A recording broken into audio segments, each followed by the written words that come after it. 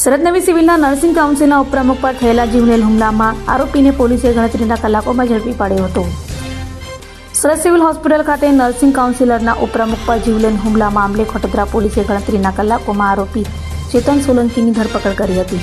ચેતન સોલંકી અગાઉ સિવિલ હોસ્પિટલમાં contract driver તરીકે નોકરી કરતો હતો અને આરોપીના ઘરમાં પત્ની સાથે ઝઘડો ચાલતો હોય, જેથી ઇકબાલ કડીવાલાને સમાધાન કરાવી આપવા કહેતા તેઓ ના પાડતા આવેશમાં આવી હુમલો કર્યો હોવાનું પોલીસે જણાવ્યું હતું. હાલ તો આરોપીની પોલીસે ધરપકડ કરી વધુ તપાસ હાથ ધરી છે.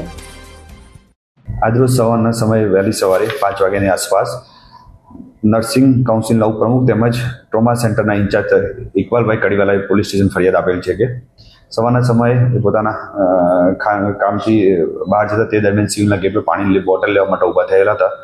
તે દરમિયાન અગાઉ કોન્ટ્રાક્ટ ડ્રાઈવર તરીકે નોકરી કરતા ચેતન નટુ સોલંકીએ તેમના ઉપર લાકડી અને ચપ્પુ લઈને હુમલો કરેલ અને ગાડીમાંથી પર્સ અને બીજો સામાન લૂંટી લીધેલ બાબતની હકીકત જણાવતા પોલીસે ગુનો દાખલ કરી અને આગળની તપાસ ચાલુ કરી છે. કારણ શું છે સર?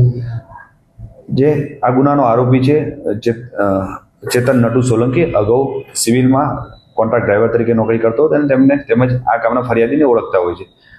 અભય થઈને નિષ્પક્ષતાથી નિરપેક્ષ રીતે વાસ્તવિકતાનો અરીસો રૂપી સચોટ માહિતી લાવતો સત્યની સાથે અભય ટાઈમ્સ.